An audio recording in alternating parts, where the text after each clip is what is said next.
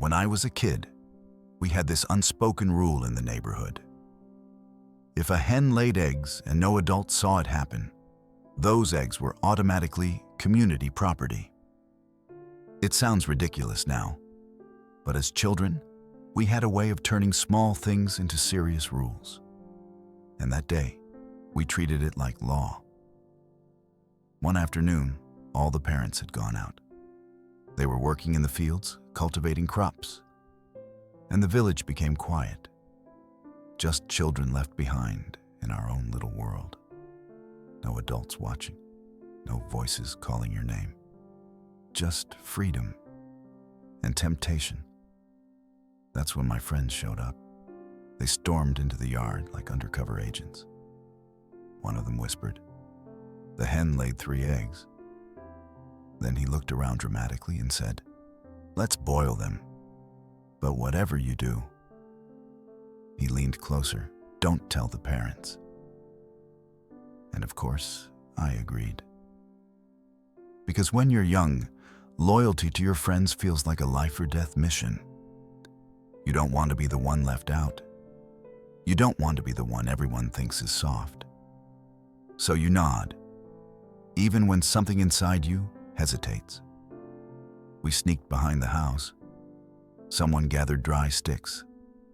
Another brought a small pot, and we made this tiny fire like we were running a secret restaurant. We boiled those eggs like professional criminals. And I remember laughing, because in our minds, we weren't stealing. We were adventurers. We were legends. We were kids doing what kids do. And for a moment, it felt like victory. The eggs tasted good, not because they were special, but because they were forbidden. Because we felt clever, untouchable, like we had pulled off something huge. But then, as the afternoon stretched on, something changed. The sun started lowering, the air cooled, and excitement slowly disappeared. And guilt crept in quietly. Not all at once, just little thoughts, like footsteps behind you. Suddenly, the eggs didn't taste like victory anymore. They tasted like fear.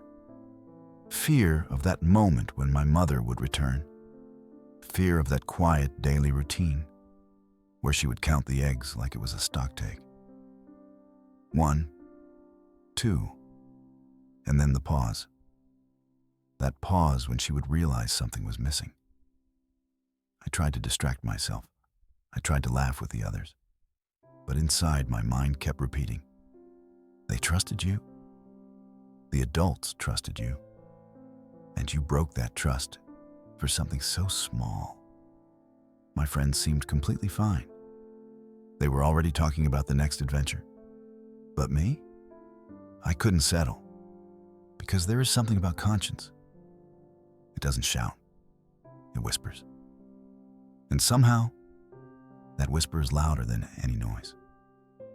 By evening, I cracked. I remember walking slowly toward my parents. My heart was beating so hard it felt like everyone could hear it, and I said, "I need to tell you something." I confessed everything.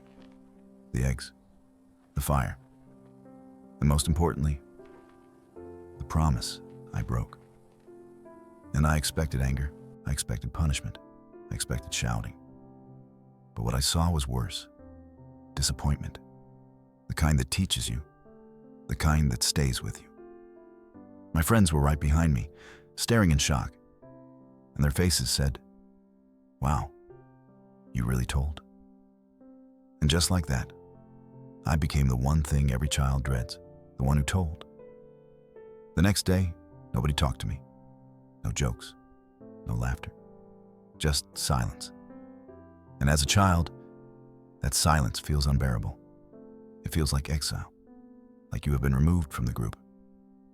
But looking back now, that moment taught me something important. Something I didn't understand fully as a boy, but understand clearly as an adult. Sometimes doing the right thing will cost you something in the short term. Friendship, approval, belonging. But doing the wrong thing costs you even more in the long term. Because once you train yourself to do wrong just to fit in, it doesn't stop with eggs. It grows. If there's one lesson I carry from that day, it's this. Keep your promises, but never let loyalty push you into doing something you know is wrong. And if you enjoy stories with little life lessons like this, stick around. Because my childhood was full of them.